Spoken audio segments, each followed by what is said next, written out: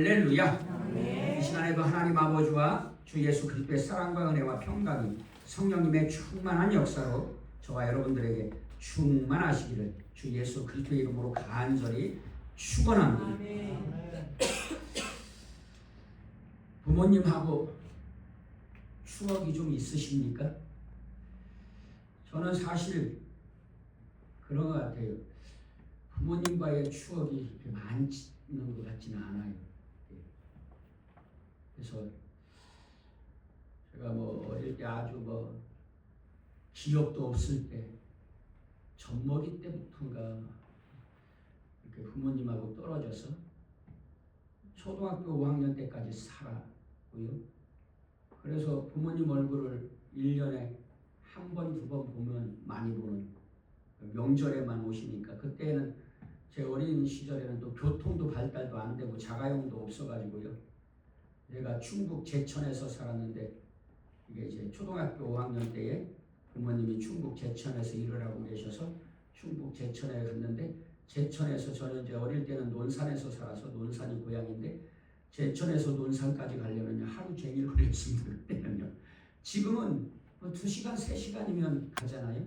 근데 그때는 하루 종일 걸렸어요. 그래서 제천에서 동네 입성이라는 동네에서 버스를 타고 제천 시내까지 나와서 시내에서 기차를 타고 조치원까지 가서 조치원에서 기차를 갈아타고 논산까지 가서 논산에서 또 그 동네까지 버스를 타고 가고 이렇게 했던 시절이라 1년에 한두 번 봐야 많이 보는 삶을 살았습니다. 그래서 제 동생이 둘이 있는데 동생들은 동물원도 같이 가고 부모님이랑 동물원도 같이 가고 놀러도 같이 가고 했는데 저는 부모님이랑 동물원 한 번도 못 가보고 이렇게 살았거든요. 그래서 그게 사실은요 좀 상처가 됐어요. 마음에 쓴 뿌리가 됐습니다. 여러분 오해하지 마세요. 그렇다고 해서 우리 부모님이 나쁜 부모냐? 그렇지 않아요.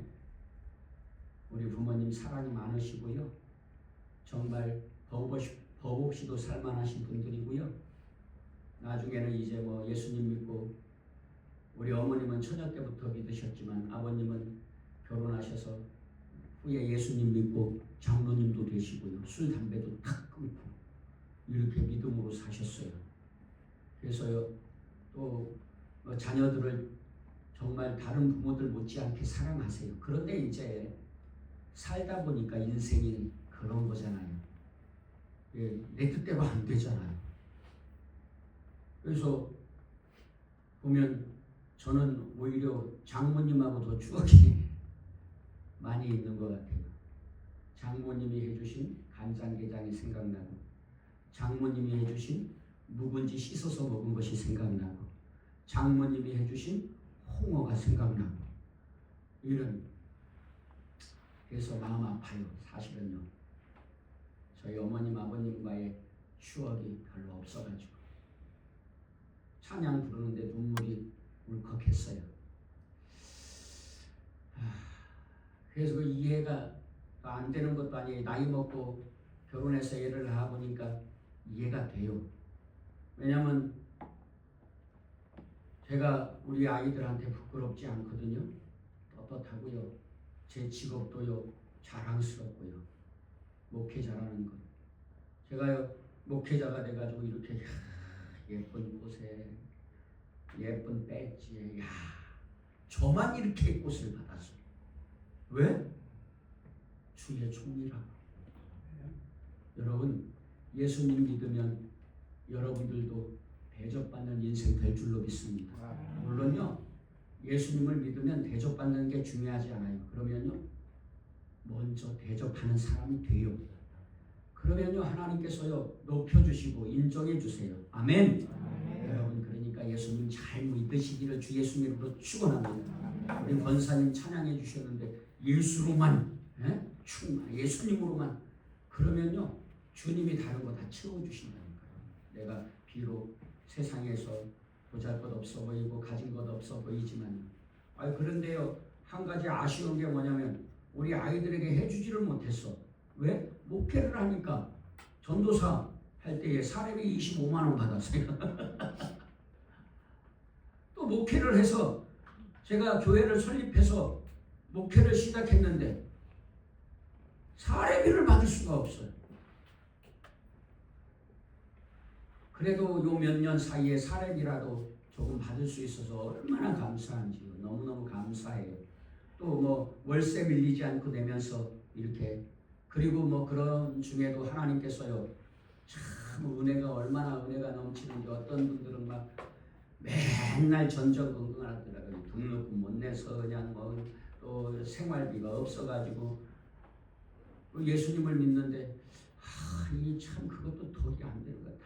다른 어떤 전도사님은 다른 전도사님들한테 막 맨날 손 벌리고 다니고 얻어먹고 다니고 야 이게 뭐, 근데 저는요 한 번도 그러지 않았어요.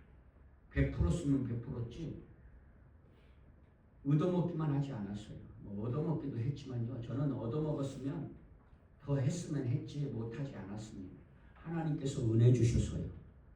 또 사모님이 뭐 그 덕분에 고생했지만 사모님한테도 내가 너무 미안해요. 다른 사람들 같지 않고 직장 생활했으면 그래도 그냥 뭐 여러 가지로 물질적으로라든가 이런 것들이 충족됐을지 안 됐을지는 모르겠지만 그것도 뭐 살아봤어야 아는 것. 그래도 여러분 목회자가 돼서요 아내한테도 자녀들에게 더 부끄럽지 않아요. 떳떳해요. 양심에 꺼리낄 것도 없고요. 넌 자랑스럽습니다. 그런데 한 가지 아쉬운 게 돈이 부족해가지고 해줄 걸 못 해줬어. 우리 아이들 어릴 때에 과자 하나 500원짜리 과자 하나를 못 사줬다니까요. 우리 아이들이 그러더라고요. 커서 왜 그랬냐고. 돈이 없어서. 근데 지금 생각해보면 꼭 돈이 없어서만도 아니고 마음이 이게 그냥 궁핍해서, 돈도 없지만 마음도 궁핍해가지고 어쩔 도리가 없었어요. 너무너무. 그래가지고 저는 부모님하고 추억이 없어가지고 저는 우리 자녀들하고 추억을 만들려고요 애썼습니다. 그래서 여기저기 같이 다니고 금요 심야 기도회 끝나면요 양떼목장도 다녀오고, 저기 보성 녹차밭도 다녀오고, 금요일 심야 기도회 끝나면 10시 넘어서 끝나면요 끝나자마자 출발해가지고 차박하고. 왜요? 호텔에 묵을 돈이 없어요. 물론 그것도 추억이 됐지만. 그래서요 우리 아이들 이렇게 이제 막 양떼 목장 가서는 찜질방에서 자면서, 찜질방에 자는데 이제 모텔이나 좋은데 숙소에 묵을 수가 없으니까 어려워서 찜질방에 자는데 사람들이 왜 이렇게 떠들고, 밤에 잠 잘 시간엔 잠을 자야지 왜 떠들고 있어. 잠도 제대로 못 자고 그러면서요 그렇게 했어요. 왜? 추억을 만들고 싶어서요 자녀들은. 그런데 더 중요한 건 뭐냐면요 믿음을 선물로 주고 본을 보여야 되잖아요. 오늘 우리가 찬양을 드릴 때에도 보면 그러잖아요. 기쁠 때나 슬플 때나 늘 보고 싶은 578장에도 보면 나 항상 거스려도 다 용서하시고 날 웃게 하시려고 어머니 우시네. 집 떠나 먼 곳에서 나 방황하여도 어머니 기도 음성 귓가에 들리네. 죄인을 구하시려 독생자 보내신 그 사랑 알게 하려 어머니 주셨네. 그 손을 마주 잡고 드리는 예배는 어머니 기도 음성 귓가에 들리네. 어머니 크신 사랑이 감히 알리요. 안다고 하는 것이 모르는 것이요. 갚는다 장담해도 못 갚는 것이니 내 평생 기도 중에 어머니 부르시. 여러분, 내가 우리 부모님하고 손잡고 예배드리고 찬양드리고 말씀 읽었던 것, 그런 추억이 있습니까?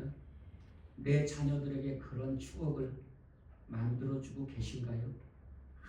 우리 어렵고 우리 어머니가 나를 이래서 우리 아버지 어머니가 이렇게 기도하시고 성경 읽어주시고 성경 이야기 해주시고 믿음으로 살려고 격려해 주시고 그랬던 기억이 있으세요?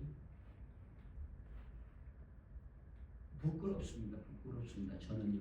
그래도 하려고 했어요. 성경도 읽어주고 성경 이야기 책도 읽어주고 뭐 예배도 드리고 강요도 하고 예배를 드려라 주일 먹지 말아라. 그래도요, 좀 마음 아프죠. 사실은. 왜냐하면 오늘 어버이 주일인데 왜 이런 말씀을 드리냐면요, 사랑은요 내리사랑이라고 하잖아요. 그런 의미에서도 내리사랑이에요. 부모가 자녀를 먼저 사랑하는 거죠. 자녀가 부모를 먼저 사랑하는 복이 있습니까? 아니잖아요. 자녀가 뱃속에서 태어났어. 갓난에게 눈도 제대로 못 뜨고 걷지도 못하고 뭐 말도 못하는데 어떻게 부모를 사랑합니까? 먼저 부모가 자녀를 사랑해줘. 기저귀 갈아주고 밥 먹여주고 젖 먹이고 우유 먹이고 걷게 하고 걷는 거 와 걸었어. 또 엄마 해봐. 왜 엄마부터 하는 거야? 아빠부터 하는 거야? 옹알이를 하는데 엄마라 그랬다는 거야. 그냥 옹알 그러는데 그러면서 기뻐하고. 여러분, 부모가 자녀를 먼저 사랑하는 거지 자녀가 부모를 먼저 사랑하는 게 어디 있어요? 그렇잖아요. 그 내리사랑인 거죠. 내가 자녀를 사랑하면 그 자녀도 부모를 공경하게 될 줄로 믿습니다. 오늘날에는 부모 공경도 멀리 사라진 것 같아가지고 마음 아프지만, 왜냐면요, 자식 아들 딸들 집에 가는데도 꼭 연락하고 가야 돼. 그냥 가면 큰일 나요. 가서 애들 먹이는 것도요 함부로 먹여서는 안 돼요. 막 어떤 사람은 며느리가 시부모 뺨을 따른대잖아요. 실제로 제가 다녔던 교회 떠나와서 어느 날 얘기 듣는데요, 그 교회에 어떤 집사님인지 권사님인지가 며느리한테 뺨을 맞았대요. 분통이 터져가지고 집을 뺐대요. 그 시어머니 명으로 돼 있는데 아예 그냥 집을 아들 며느리가 없을 때 팔아버리고 다른 데로 가버렸대요. 세상에 무슨 뭐 자식이 부모 뺨을 어떻게 때리는 도대체. 그런 세상이 됐잖아요. 오늘날에도 손주들 뭐 염려, 걱정, 염려증이라고 생각이 돼요. 그런 걱정, 염려하지 않아도 돼. 근데요, 손주들 손자, 손녀 만지는데도요 비닐장갑 끼고 만지라고 한대잖아요. 너무 하는 거 아니에요? 사실. 그러면서 뭐라고 말하냐면 이렇게 말해요. 요즘은 다 그래. 아니요, 그렇지 않아요. 예수님을 믿는 사람들은 그러면 안 돼요. 요즘처럼 살면 안 돼요. 부모를 공경해야 할 줄로 믿습니다. 이것이 법이에요. 법이에요. 하나님이 주신 법. 부모는 자녀를 마땅히 사랑해야죠. 부모가 자녀를 사랑하지 않는 사람들이 있어요. 그런 사람을 뭐라고 말해요? 짐승보다 못하다 이렇게 말해요. 그러면요, 자녀가 부모를 공경하지 않는 사람을 뭐라고 말해요? 그것도 짐승보다 못한 사람이라고 말하는 거예요. 부모는 마땅히 먼저 자녀를 사랑해야 할 줄로 믿습니다. 먼저 사랑하는 거예요. 내리사랑인 거예요. 자녀가 부모를 먼저 사랑할 수는 없는 거잖아요. 그런 법은 없잖아요. 부모가 자녀를 먼저 사랑해야 할 줄로 믿습니다. 그러면 자녀는 부모를 공경해야 해요. 마땅히. 이게 법이라니까요. 하나님의 법이라니까요. 오늘 출애굽기가 그걸 말씀하고 있잖아요. 20장 12절. 내 부모를 공경하라. 그리하면 내 하나님 여호와가 내가 준 땅에서 내 생명이 길리라. 여기 뭐 장수한다는 말은 살만 오래 산다 그런 뜻이 아니에요. 주님이 주시는 사랑과 은혜 가운데 평안을 누리고 건강을 누리고 행복한 삶을 살게 해주시겠다는 약속인 줄로 믿습니다. 어떻게 하면 부모를 공경하는. 그래서요, 부모는 마땅히 자녀를 사랑해야 하지만 자녀는 또 마땅히 부모를 공경해야 할 줄로 믿습니다. 그러면 하나님께서 왜 이런 법을 주셨어요? 첫째, 그렇게 함으로써 하나님께서 영광을 받으세요. 우리가 그런 삶을 삶으로써 그 삶 자체가 하나님께 영광이 되는 줄로 믿습니다.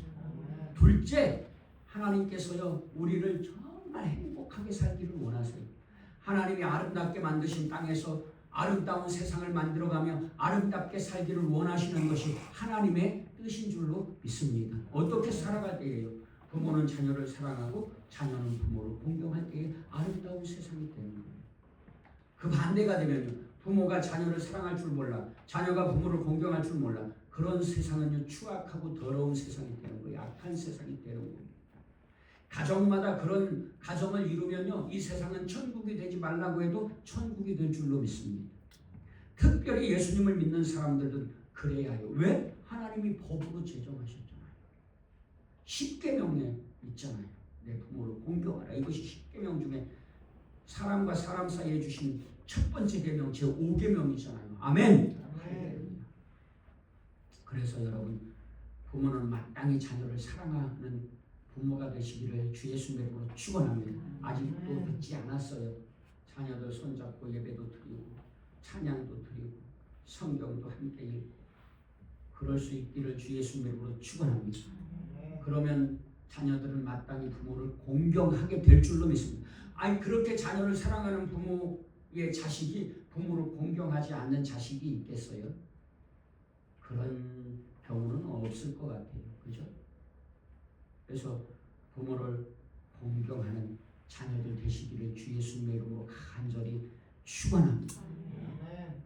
성경 말씀 몇 가지 읽어드리고 마치려고 합니다.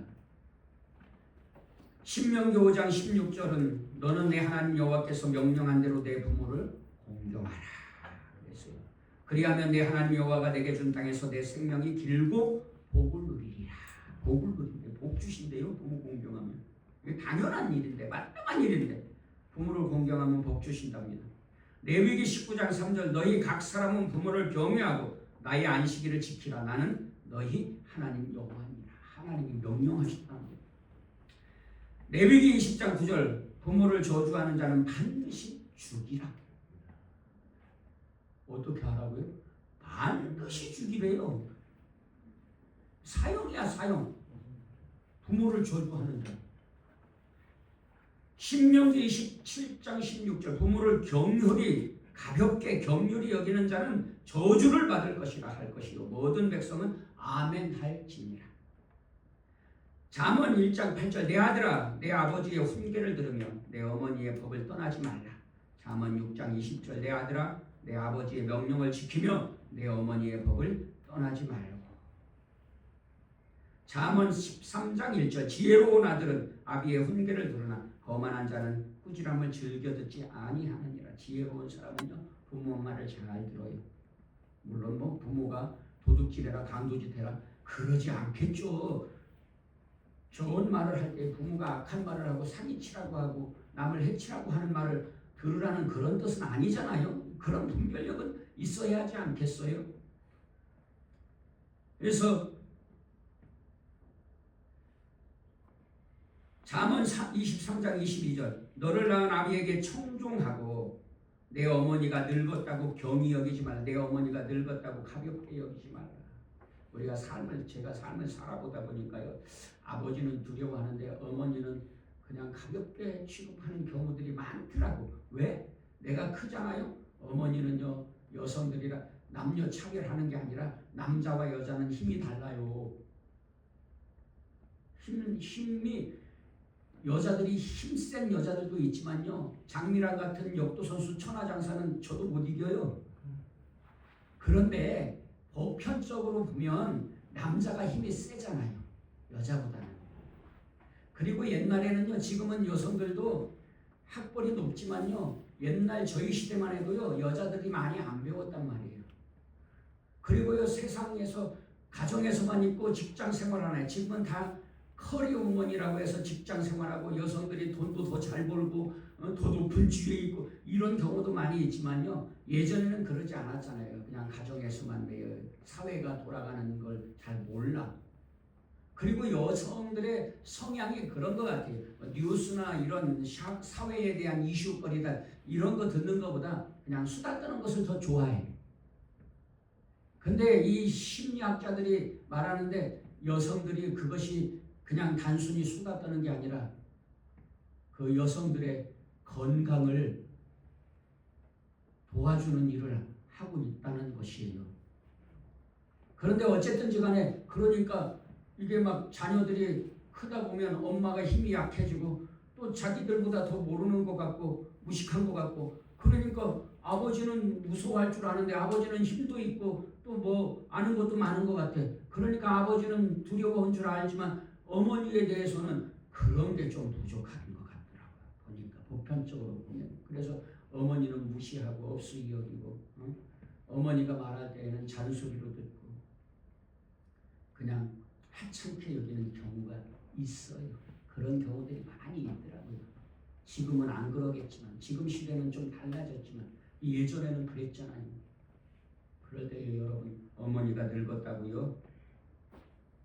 겸이 가볍게 여기지 말라는 거예요. 여러분 아버지든 어머니든 가볍게 여기면요 하나님께 저주받아요.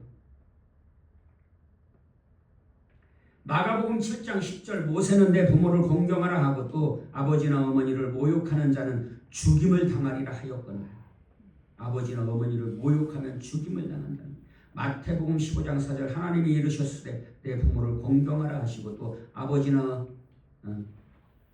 모욕하는 읽은 걸 또 읽은 에베소서 6장 1절로 3절 자녀들아 주 안에서 너희 부모에게 순종하라. 이것이 옳으니라. 내 아버지와 어머니를 공경하라. 이것은 약속이 있는 첫 계명이니 이로써 내가 잘되고 땅에서 장수하리라. 구약성경 출애굽기 20장 12절을 인용해서 말씀하고 계시잖아요.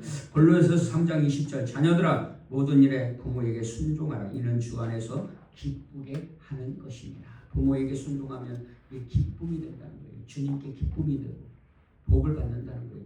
성경은요 어렵지 않아요. 철학도 있고 문학도 있고 교육도 있고 뭐 역사도 있고 성경이 막 복잡하고 아주 그냥 설교할 때에도 그냥 뭐 철학 얘기 문학 얘기 수준 높은 그냥 뭐 이렇게 얘기해서 어떤 사람들 설교 기가 막 근데요 단순해요. 성경은 사실은 또 어떤 면에서는 첫째 성경은 어떤 말씀을 하고 계세요? 하나님의 말씀에 순종하면 복 받는다는 거예요. 아멘. 여러분 하나님 말씀에 순종하시기를 그래서 복 받으시기를 주 예수님의 이름으로 축원합니다. 둘째 하나님의 말씀에 불순종하면 저주받는다는 거예요. 여러분 하나님의 말씀에 불순종해서 저주받고 심판받지 마시기를 주 예수님의 이름으로 축원합니다. 여기서 우리 늘 제가 재상 강조하지만 그러면 하나님의 말씀이 뭐냐는 거예요. 그냥 막 우리를 억압하고 그런 게 아니라 하나님의 말씀이 뭐예요? 하나님 사랑하고 내 이웃을 내 몸같이 사랑해라. 아니 내 이웃도 내 몸같이 사랑하는데 내 부모 자식을 사랑 안 하면 되겠습니까? 그렇잖아요. 그죠? 그건 당연한 거잖아요. 여러분 하나님의 말씀을 읽어보셨으면 아시겠지만 하나님의 말씀에 뭐 정말 뭐라고 할까요? 나쁜 얘기 있습니까? 나쁜 얘기. 다 좋은 말씀이죠. 하나님의 말씀에 순종하면 복 받는다. 그러면 그 말씀 중에 나쁜 얘기 있으면 얘기해 보세요. 우리를 해치는 얘기가 있으면 그렇지 않잖아요. 하나님 생명을 다해 사랑하고 내 이웃을 내 몸같이 사랑하면 복을 받을 줄로 믿습니다. 그러면요 하나님의 말씀에 불순종한다는 말은 무슨 말이에요? 반대로 하는 거죠. 하나님 사랑 안 하고 이웃을 사랑 안 해. 그러면 저주받는 거예요. 특히 오늘 본문은 뭐라고 말해요? 첫째, 그 말씀 중에 부모를 공경하라 복 받는다. 아멘? 부모를 경휼히 여기고 가볍게 여기고 부모에게 불순종하면 저주받는다. 죽임당한다. 아멘? 어렵지 않죠? 아주 간단히 명료하잖아요. 부모를 공경하면 복 받는 줄로 믿으시기를 주 예수님 이름으로 축원합니다. 부모에게 불순종하고 부모를 가볍게 여기면 저주받을 것을 잊지 마시기를 주 예수님의 이름으로 축원합니다. 그러면 왜 이 말씀을 주신 거예요? 왜 이런 말씀을 주셔요? 부모를 공경해서 아름다운 세상을 만들어 가라는 거예요. 아멘. 여러분 아름다운 세상 어떤 세상? 천국 같은 세상을 만들어 가라는 거예요. 예수님을 믿는 사람들에게는요 그런 책임이 있는 거예요. 의무와 책임이 있는 거예요. 세상을 아름답게 만들어갈 책임이 있어요. 하나님께서 처음에 창조하실 때의 세상을 어떻게 창조하셨어요? 아름답게. 그런데 사람들이 아담과 하와가 범죄해서 선악과를 따먹어서 세상이 아름다운 세상을 어떻게 만들었어요? 추하게. 더럽고 추하게 만들었어요. 그런데 오늘 예수님을 믿는 사람들은요, 그것을 깨닫고 회개하고 예수님을 믿어 구원받아서 그 추하게 된 삶이 아름답게 회복된 줄로 믿습니다. 그래서 이제 예수님을 믿는 사람들은 더러워지고 추해진 세상을 아름답게 만들어갈 책임과 의무가 주어진 거예요. 그것은 십자가이면서도 그것은 복인 줄로 믿습니다. 왜? 세상을 아름답게 만들면 결국 누가 아름다워지는 거예요? 내가 아름다워지는 거잖아요. 내가 천국을 살게 되는 거예요. 세상을 천국을 만들어. 그러면 천국에서 누가 사는 거예요? 내가 사는 거잖아요. 결과적으로는. 아멘? 그래서 여러분, 하나님께서 이러한 말씀을 주시는 이유는요, 예수님을 믿는 하나님의 자녀들이 하나님께서 처음에 창조하신 때처럼 아름다운 세상을 만들어가라고. 그래서 첫째, 하나님께 영광 돌리고, 둘째, 너희 자신들이 복되게 살거라, 행복하게 사는 자들 되거라 하고 말씀하시는 말씀의 다름 아닌 줄로 믿습니다. 여러분, 오늘 하나님의 말씀이 뭐 어렵지 않잖아요. 뭐라고요? 첫째, 부모를 공경하라, 복받는다. 둘째, 부모에게 불순종하지 마라, 저주받는다. 기도하시겠습니다. 하나님 아버지 감사합니다.